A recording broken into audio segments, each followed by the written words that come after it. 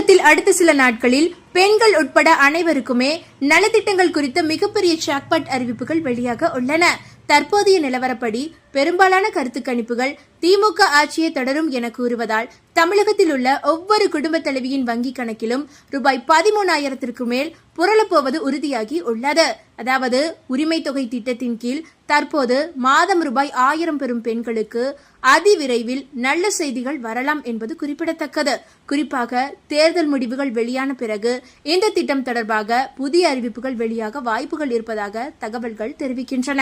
அரசு தொடர்ந்தும் அதே ஆட்சியில் இருந்தால் இந்த திட்டம் உரிமை தொகை என்ற பெயரிலேயே தொடரும் என்றும் தொகை உயர்வு குறித்து விரைவில் அறிவிப்பு வரும் என்றும் எதிர்பார்க்கப்படுகிறது. மற்றொரு பக்கம் ஆட்சி மாற்றம் ஏற்பட்டால் திட்டத்தின் பெயரும் செயல்பாட்டு முறையும் மாற்றப்படலாம் எனவும் பேசப்படுகிறது. ஆனால் தற்போதைய நிலவரப்படி பெரும்பாலான கருத்து கணிப்புகள் திமுக ஆட்சியே தொடரும் என கூறுவதால் இந்த திட்டம் தடையே இல்லாமல் தொடரும் வாய்ப்புகள் தான் தற்போது அதிகமாக உள்ளது. அதாவது 1.31 கோடி பெண்கள் இந்த திட்டத்தின் மூலம் பயன்பெற்று வருகின்றனர். தேர்தல் முடிவுகளுக்கு பிறகு புதிய அரசு அமைந்தால் இந்த தொகை ரூபாய் 2,000 முதல் 2,500 வரை உயர்த்தப்படலாம் என எதிர்பார்க்கப்படுகிறது. இது தொடர்பான அதிகாரப்பூர்வ அறிவிப்பு புதிய அமைச்சரவை பொறுப்பேற்ற பிறகு வெளியாகும் என கூறப்படுகிறது. மேலும் கல்வி சார்ந்த மற்ற 2 திட்டங்களான புதுமை பெண் திட்டம் மற்றும் தமிழ் புதல்வன் திட்டங்களிலும் மாற்றங்கள் வரலாம் என தகவல்கள் வெளியிடப்பட்டு உள்ளன. தற்போது இந்த திட்டங்களின் கீழ் மாணவ மாணவிகளுக்கு மாதம் ரூபாய் 1000 வழங்கப்படுகிறது. ஆனால் எதிர்காலத்தில் இது ரூபாய் 1,500 வரை உயர்த்தப்படலாம் என கூறப்படுகிறது. இதன் மூலம் ஒரு குடும்பத்தில் உரிமை தொகை மற்றும் கல்வி உதவி திட்டங்கள் இரண்டும் சேர்ந்து கிடைத்தால் மாதம் ரூபாய் 4,000 முதல் ரூபாய் 5,000 வரை பயன்பெறும் வாய்ப்புகள் உருவாகலாம். இந்த திட்டங்களின் பயனாளிகள் எண்ணிக்கை தற்போது குறைவாக இருந்தாலும் அரசு பள்ளிகளில் படிக்கும் மாணவர்கள் கல்லூரிகளில் சேரும் அளவு அதிகரித்தால் பயனாளிகளின் எண்ணிக்கையும் அதிகரிக்கும் என்றே கூறப்படுகிறது. மொத்தத்தில் உரிமை தொகை மற்றும் கல்வி உதவி திட்டங்கள் தமிழகத்தில் பல குடும்பங்களின் பொருளாதார நிலையை மேம்படுத்தும் முக்கிய திட்டங்களாக தொடரும் என்றே எதிர்பார்க்கப்படுகிறது.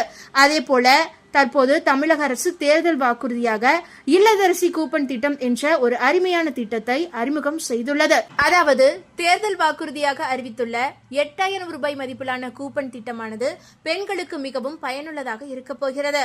அதாவது இது அத்தியாவசிய தேவைகளுக்காக பயன்படுத்தும் வகையில் வடிவமைக்கப்பட உள்ளதாம். திமுகவின் தேர்தல் அறிக்கையில் ஹீரோயினாக சொல்லிக்கும் இல்லத்தரசி கூப்பன் திட்டம் இப்போது தமிழக பெண்கள் இடையே மிகப்பெரிய வரவேற்பை பெற்றுள்ளது. ஒருமுறை மட்டுமே வழங்கப்படும் இந்த 8,000 ரூபாய் மதிப்பிலான கூப்பனை வைத்து வீட்டு உபயோக பொருட்களை வாங்கிக் கொள்ளலாம் என முதல்வர் அறிவித்து இருந்தார். இல்லத்தரசி கூப்பன் என்ற பெயரில் 8,000 ரூபாய் மதிப்பிலான கூப்பனை பயன்படுத்தி உங்கள் வீட்டிற்கு தேவையான washing machine, TV, fridge, mixie, microwave அவன் மற்றும் மின் அடுப்புகள் போன்ற ஏற்கனவே பயன்படுத்தி வரும் பழைய பொருட்களுக்கு புதிய பொருட்களை பெற்றுக்கொள்ளலாம் என்று முதல்வர் ஸ்டாலின் அறிவித்து இருந்தார். வீட்டு உபயோக பொருட்களை வருமான வரி செலுத்தாத குடும்பங்களை சேர்ந்த இல்லத்தரசிகள் புதிதாகவே வாங்கிக் கொள்ளலாம். இல்லை, எளிதாக சொல்ல வேண்டும் என்றால் ரேஷன் கார்டு வைத்திருக்கும் வருமான வரி செலுத்தாத குடும்பங்களின் பெண் தலைவிகளுக்கு 8,000 ரூபாய் மதிப்பிலான ஒருமுறை மட்டுமே பயன்படுத்தக்கூடிய ஒன் டைம் கூப்பன் வழங்கப்படும்.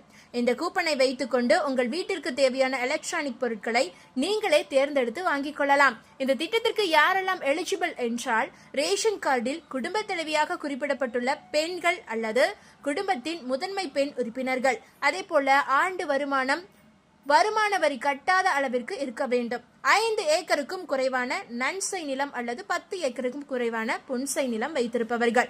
வீட்டு உபயோக மின்சாரம் ஆண்டுக்கு சராசரியாக 3,600 யூனிட்டிற்கு குறைவாக இருக்க வேண்டும். அதாவது அரசு ஊழியர்கள், வருமான வரி செலுத்துபவர்கள் மற்றும் ஏற்கனவே ஓய்வூதியம் பெறுபவர்களுக்கு இதில் சில கட்டுப்பாடுகள் கூட உள்ளது என்று குறிப்பிடப்பட்டு உள்ளது. சுருக்கமாக சொல்ல வேண்டும் என்றால் வருமான வரி செலுத்தாத உரிமை தொகை திட்டத்தின் கீழ் பயனாளிகளாக இருக்கும் பெண்களுக்கு முன்னுரிமை அளிக்கப்படும் என்று சொல்லப்படுகிறது. குறிப்பாக இந்த திட்டத்தின் கீழ் பயன் அடைய வேண்டும் என்றால் ரேஷன் கார்டு அவசியம் என்பது குறிப்பிடத்தக்கது. இந்த தகவல் உங்களுக்கு பயனுள்ளதாக இருந்தால் மறக்காம இந்த வீடியோவை லைக் பண்ணி உங்களுடைய ஃப்ரெண்ட்ஸுக்கும் ஃபேமிலிக்கும் இப்பவே ஷேர் பண்ணி விட்டுருங்க. இது போன்ற பயனுள்ள அப்டேட்டுகளை உடனுக்குடன் குயிக் அப்டேட்டுகளை தெரிந்து கொள்ள மறக்காம நம்மளுடைய இந்த குட்டி இன்ஃபோ சேனலை சப்ஸ்கிரைப் பண்ணி பக்கத்தில் இருக்க மினி பெல் ஐக்கானை கிளிக் பண்ணி வச்சுக்கோங்க. நன்றி நண்பர்களே.